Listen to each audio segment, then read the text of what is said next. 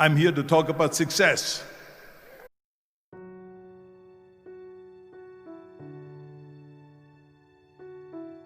The first rule of success is to have a vision. You see, if you don't have a vision of where you go, and if you don't have a goal where you go, you drift around and you never end up anywhere. It's like you can have the best ship in the world, you can have the best airplane in the world. If the pilot or the captain doesn't know where to go, it would just drift around. It would not end up anywhere, or most likely in the wrong place. So I was very fortunate that I stumbled onto my vision.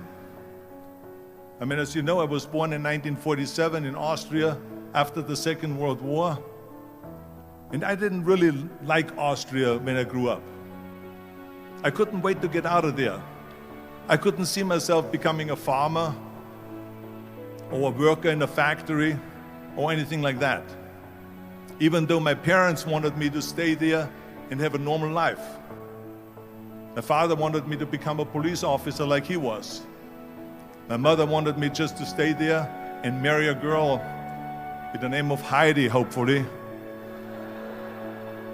and have a bunch of kids and run around like the Van Trapp family in The Sound of Music. But that was their vision, not mine. My vision was totally different. I felt that I was born for something special, for something unique, for something big. So I was searching. Then one day I went to school. I remember I was 11 years old, and they showed a documentary about America. And there they showed in this documentary the huge skyscrapers, the high-rises, the huge bridges, the 6-lane freeways, and all of this stuff. And I said to myself, that's where I want to be. I don't want to be around here with these little farmhouses and these little buildings, and everything is old. I want to be in America. But now the question was just, how do you get to America? One day after school, I walked by a store in Graz. So I went inside and I looked around and I looked at this stuff, and then I saw a magazine. I saw a bodybuilding magazine that had Reg Park on the cover. Reg Park was then a 3-time Mr. Universe. And I saw him on the big screen as Hercules. And on the cover it said, how Reg Park, Mr. Universe, became the Hercules star. That's what the cover story was all about. So I looked at the cover and I said to myself, I got to get this magazine. So I bought the magazine, I took it home and I read it over and over from the front page to the back.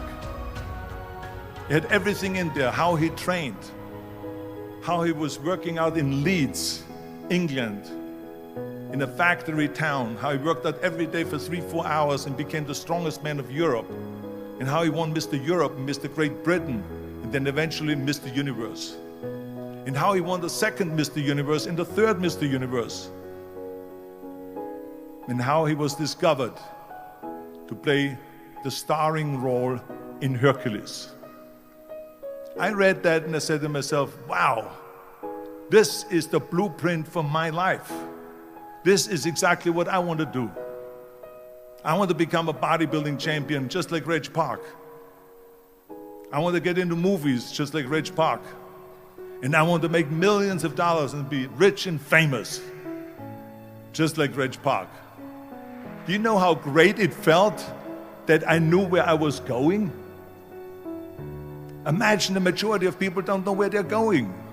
I knew where I was going, that I'm going to become this bodybuilding champion just like him. So it was just a question of how do you do it? I was so relieved, because when you have a goal, when you have a vision, everything becomes easy.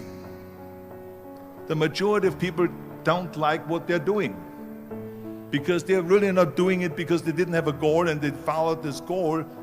They just aimlessly drift around, and then all of a sudden there's a job opening, so they get that job because you have to work. But then when you work, it's a chore. It's work. It's not fun. So if you think about, only a quarter of the people really enjoy what they're doing in life. That is unbelievable if you think about it. So I felt so blessed that I knew what I was doing. So I knew where to go. So people always ask me, when they saw me in the gym in the pumping iron days. They said, why is it that you're working out so hard? 5 hours a day, 6 hours a day, and you have always a smile on your face. The others are working out just as hard as you do, and they look sour in the face. Why is that? And I told people all the time, I said, because to me, I'm shooting for a goal. In front of me is the Mr. Universe title. So every rep that I do gets me closer to accomplishing that goal, to make this goal, this vision turn into reality. Every single set that I do, every repetition, every weight that I lift will get me a step closer to turn this goal into reality. So I couldn't wait to do another 500-pound squat.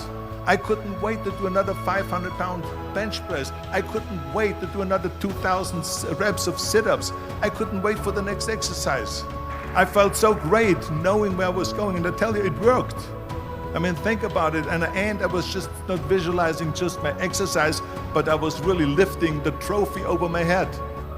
With the age of 20, I went to London and I won the Mr. Universe contest as the youngest Mr. Universe ever. And it was because I had a goal.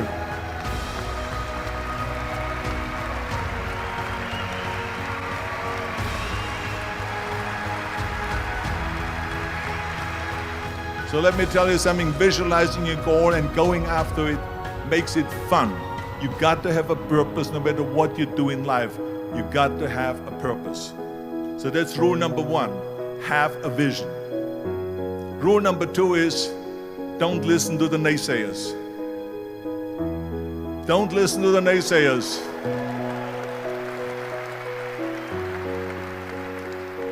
Everything I ever did, the thing that I heard out of people's mouth was, that's impossible.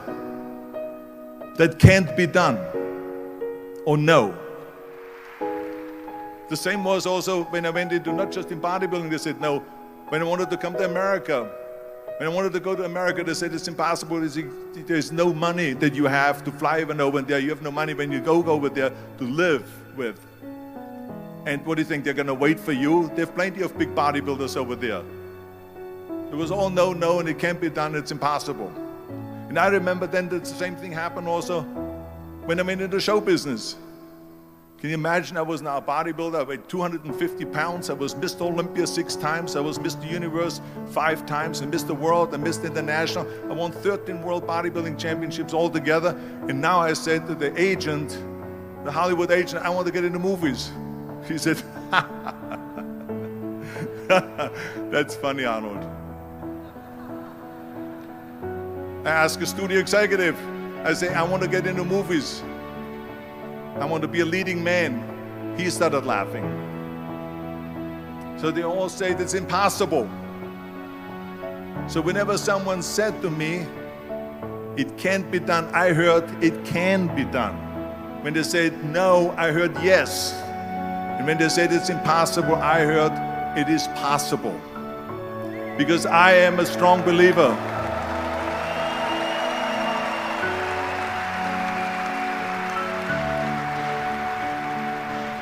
I'm a strong believer of what Nelson Mandela said, that everything is always impossible until someone does it. Well, I'm going to be the one, I said to myself, I'm going to do it and I'm going to show it to them. Maybe it has never been done before. That's perfectly fine with me. But I'm going to do it. And I did not listen to the naysayers.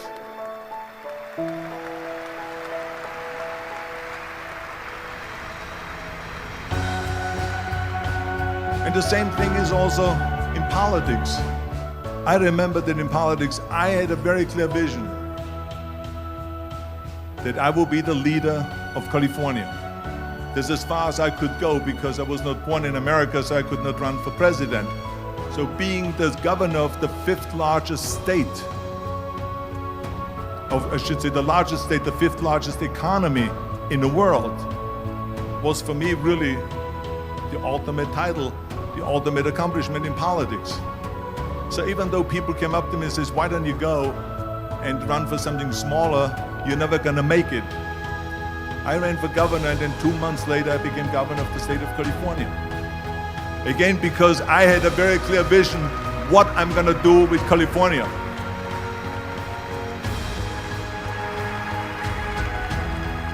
And this is no different than anything else, what I'm talking about. This is not just about bodybuilding. It was the same in acting. I believed that I could be another Clint Eastwood, or another Burt Reynolds, or another Warren Beatty, or whatever those characters were, Charles Bronson and so on. I believed that I could be those people. I said, there's enough room on that ladder that I can fit up there. And I looked back again and learned from what I learned in sports. In my case, in bodybuilding, it's all about the hard work that you put in. I said to myself, in bodybuilding, I worked out 5-6 hours a day. I'm going to do the same thing now for acting. And of course, I went to college to study English.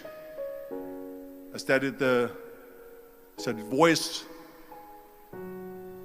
accent removal, acting classes, and all of this stuff, all day long. I worked and I worked and I worked. And within a short period of time, I made one movie called Hercules in New York, which of course went right into the toilet.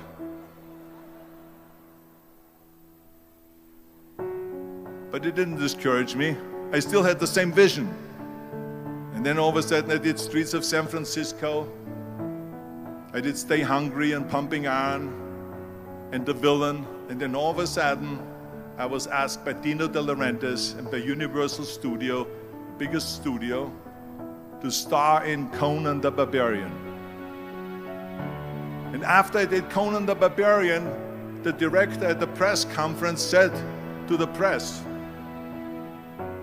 the director was John Milius. He said to the press, if we wouldn't have had Arnold, we would have had to build one. So think about that.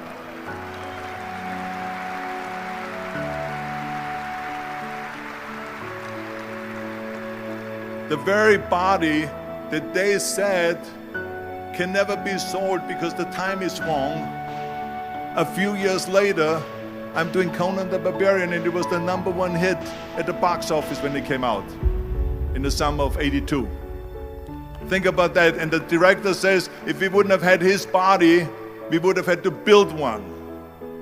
So all of a sudden, my body became an asset, not a liability.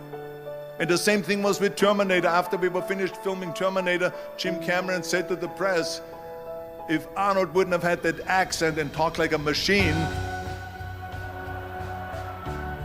I think the movie wouldn't have worked. So think about that. The body and the accent that they attacked was an asset.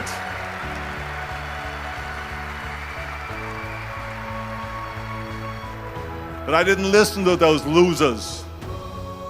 I didn't listen to them at all. Because that's exactly the way it was in politics again, when everyone said no, no, no, and it can't be done. And I became governor of California. And this is with everything like that. This is just the reality of it, is that you cannot listen to the naysayers. So this is a very important lesson for all of you. So when someone says, no, this is a stupid idea, you in your mind, you don't have to say it, but in your mind just say this, you're an asshole. What do you know?